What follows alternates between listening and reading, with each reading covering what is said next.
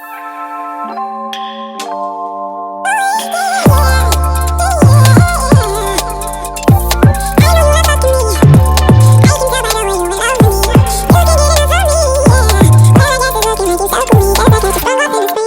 third time filming this shit, like, the fuck. But anyways, guess who it is? No, not Kim Kardashian, not Kylie. It's me, Brina. But make sure to subscribe, cause as you can tell, this is my first YouTube video. Yeah. But yeah, before we get into it, like, comment, share, and subscribe. You know what to do, and let's get into it. A kid, like 5 years old. I said, yeah, I was 5 years old when he started to come into my life and raise me. He has provided for me for the last few years, and we don't have this best relationship. We don't, but what can I say? God won't put you through stuff that you can't handle. I had an interruption, but yeah, so how I said, God doesn't put you through stuff that you can't handle. Oh, he's leaving. God won't put you through stuff you can't handle. So, but with the background with my biological dad, before, you know, when you're 5 months pregnant, they usually tell you what gender you're going to have. And my biological dad, I say he is a thug. I mean, that's what you call it. Like, he's a thug, you know, a little cholillo, you know, running up and down the streets, drug dealing. You know, he spent, I think, like 11 years in jail and stuff, but somehow my mom was interested in him. I don't judge her, you know. I was also interested in bad guys, but so he told my mom's story, I guess, that she told me that he said if she were to have a girl, he wasn't going to be responsible for the kid. God sent my mom me a girl, and she said as soon as she told him that it was a girl, he up and left. He started dating this teenager. She said she was around the same age as me, and we didn't have a place to live. We didn't have a place to stay. You know, to be honest, I don't really talk about my childhood because people judge, but I feel like people think they know me, but they really don't. They don't know where I come from. They don't know what I've struggled. They think my life has always been perfect just because they see me good now. But you only see me good now because I'm just mentally stronger now. I'm mentally prepared for things. But me and my mom, you know, we went through it. We didn't have a place to stay. You know, we slept in a closet of one of her friend's house, on the floor, in the corner. She didn't have money for food. She barely had money for the formula. You know, it's just expensive. Diapers and everything expensive. You know, I went through it when I was small. It's hard. It was hard. I didn't spend time with my mom growing up because she had 2 jobs. She'd come back from one job, and the next she'd be home like a few minutes, get ready, and she was gone already. She'll come back home like at 2 a.m., but she'll leave again for a second job. Again, my mom and dad. She's always been my dad figure, my mom figure. She's the best mom. And not gonna lie, now that I'm older, I feel bad for talking back to my mom a lot and being very disrespectful to her because she doesn't deserve that. You know, it's hard growing up without having stuff that other kids have. I grew up with not having the best shoes, not having the newest toys, you know, those Nintendos that used to be back in the day. I didn't have that. I didn't have those tablets. I didn't have nothing. I had the childhood where, well, back in my day, I act like I'm so old, but I'm not. But back when I was younger, our fun was to go outside, stay to like 2 in the night, playing around with the neighbors, riding bikes around the neighborhood. Like, I didn't live in a neighborhood, I lived in apartments, but I feel like I had the best childhood with that. I didn't have the best things, but I had the best childhood. I had some memories, like playing street soccer, football on the street, almost getting ran over, going to the pool with the few friends that I had. I had a fun childhood. Me and my mom, we went through it. We struggled.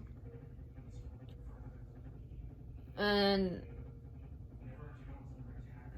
I never heard from my real family, my biological family, from my biological dad. They weren't there to help out. They knew where we stayed at. They did. We lived in the same apartment. They didn't bother to knock on the door and say if we need anything. And they just left us struggling. And I understand that it's not any of their concerns, but sometimes you gotta help family out, right or wrong.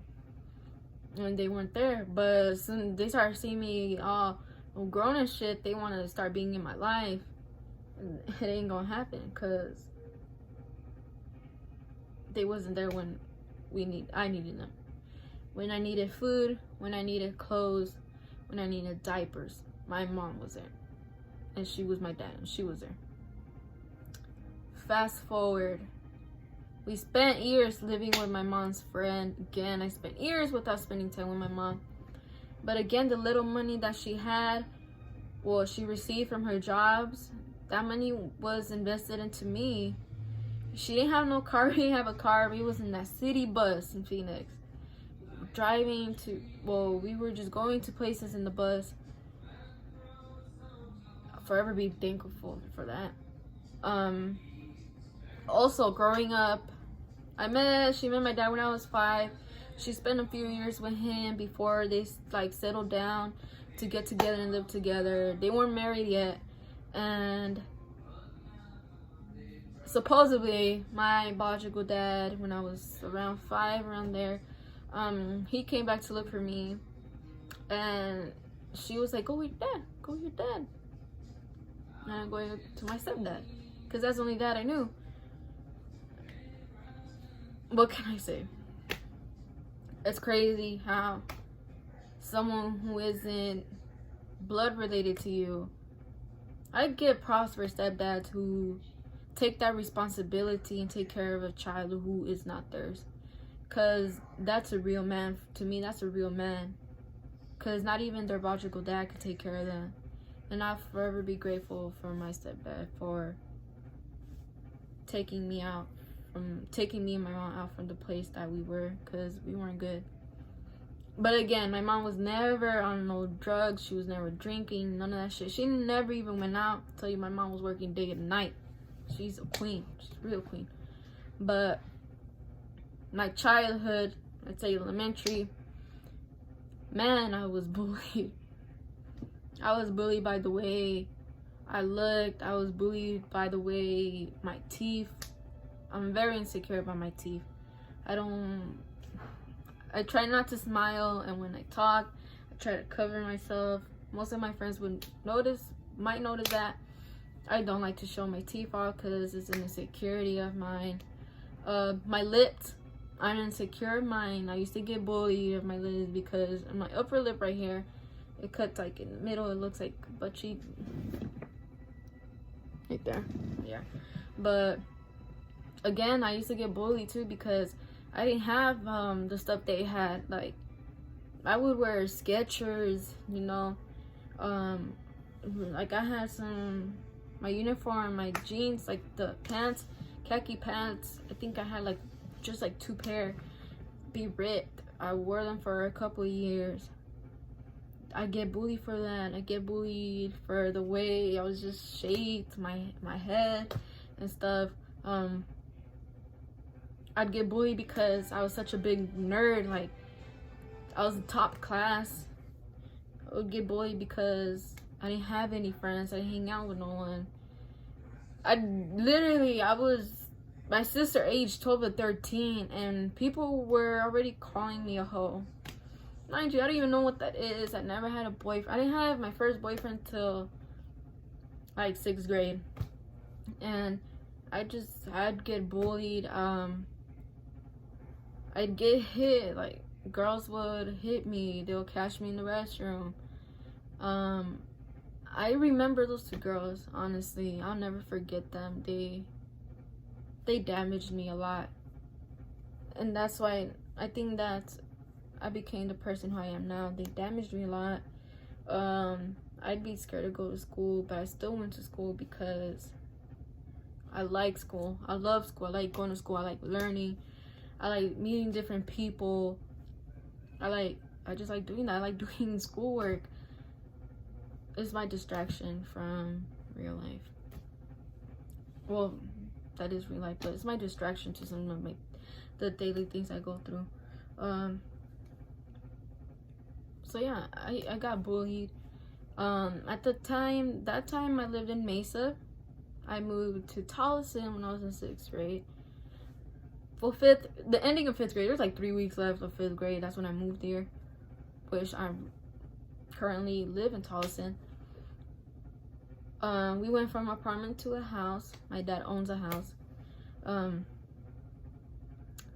I moved there, and I still got bullied. Yeah, again, see, I moved here and I still didn't know what dating was and stuff like that.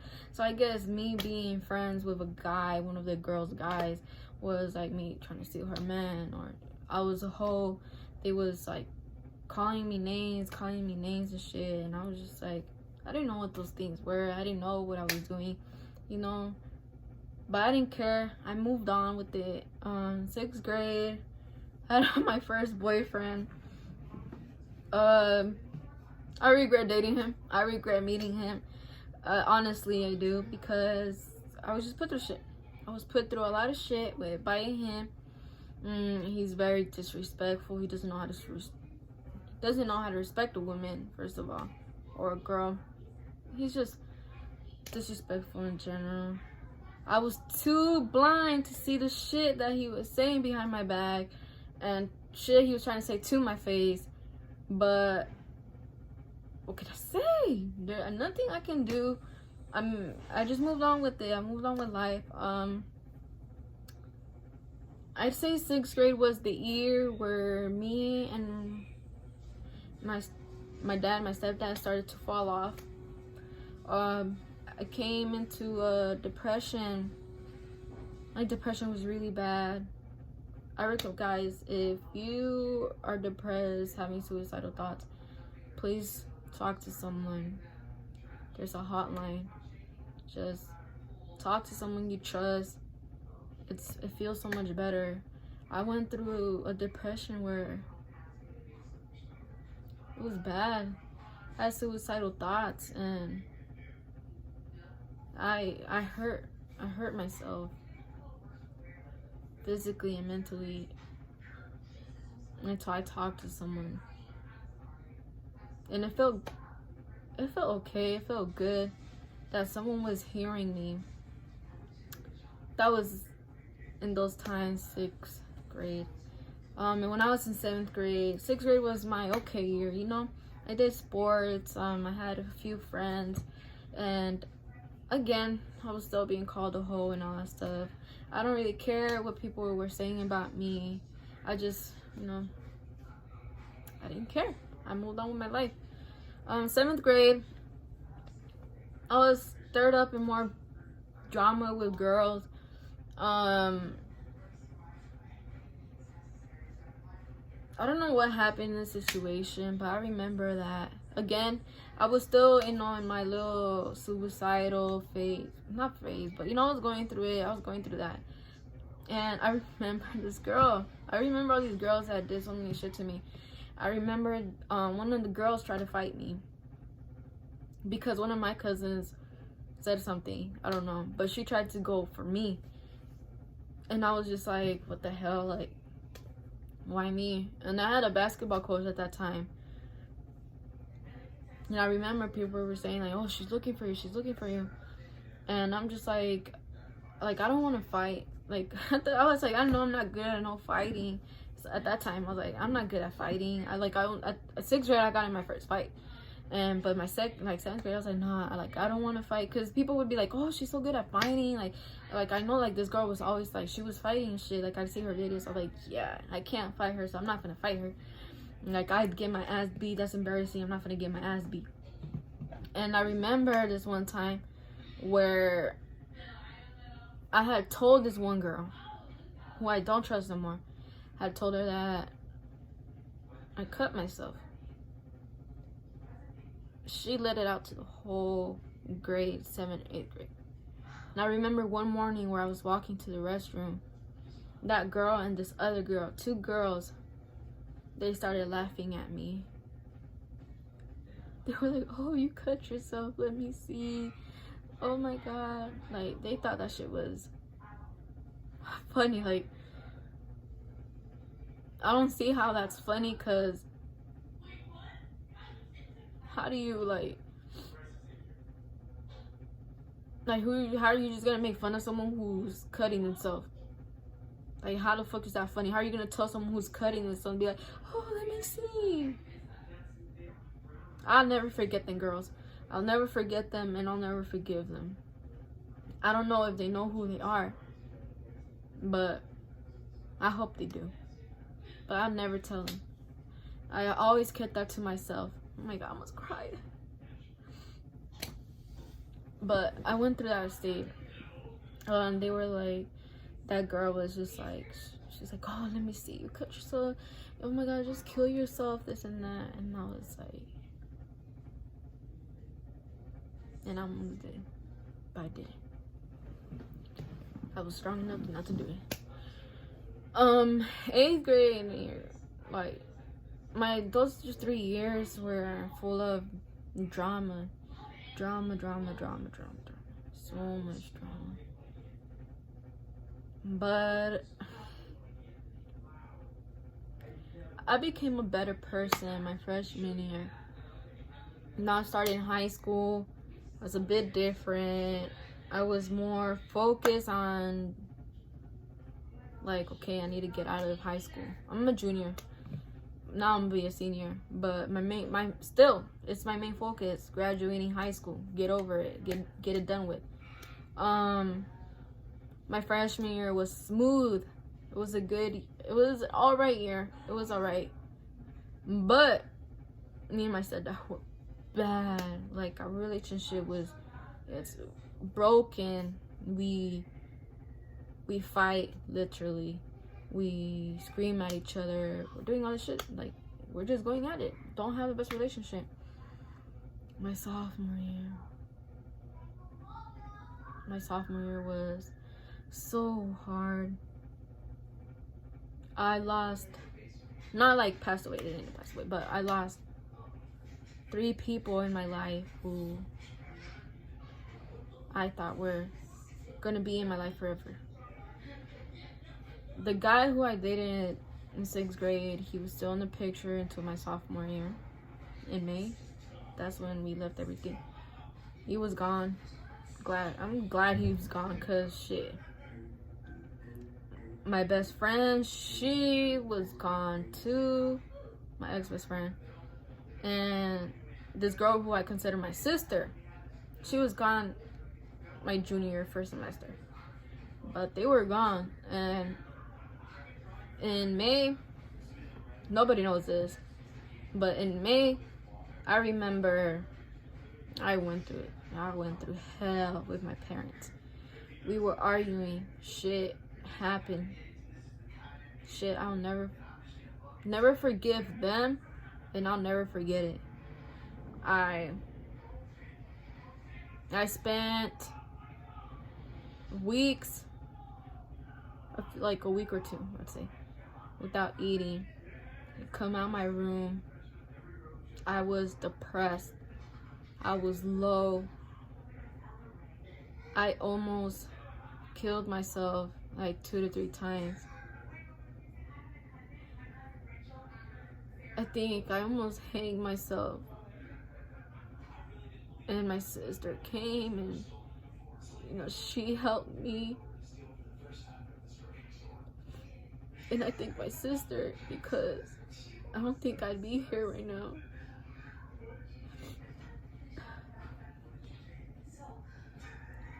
I remember one of the nights that it was really bad.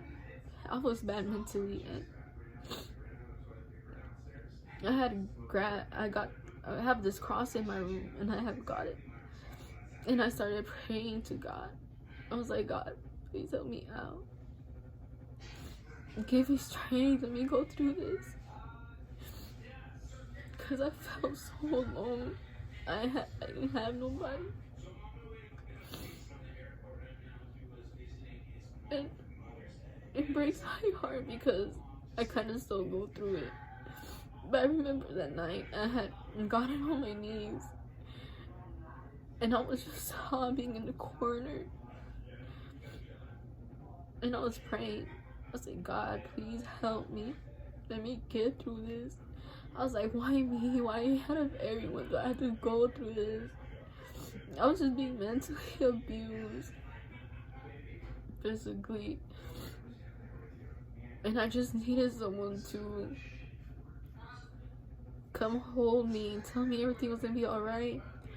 And when I was praying, I felt like God was here with me, and I felt like he was hugging me on my back. And I felt this relief.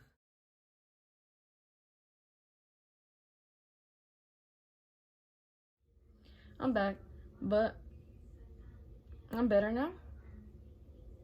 From like this year now, you know. I'm healthy. I wake up every day, thanks to God. And I would say praying makes everything better. Believing God makes your life easier and better in some way. But yeah, you know, I'm gonna cut the video short because I have a long journey, and you know, I might film it all if God gives me the chance to film this my rest of my life. But I went through it. I'm strong. I'm here. I'm living. I'm surrounded by great people. I cut people off, and I just glow differently now, and I'm happy. But yeah, that's my life story. That's the end of my video. So just subscribe and watch for the next video. I'm gonna have a giveaway. I might, but get my subscribers up because I'm not gonna buy them. I'm just playing. But thank you for taking the time to watch this and getting to know me. And I hope you guys can keep watching me. And I hope I can entertain you guys with my YouTube channel. So thank you.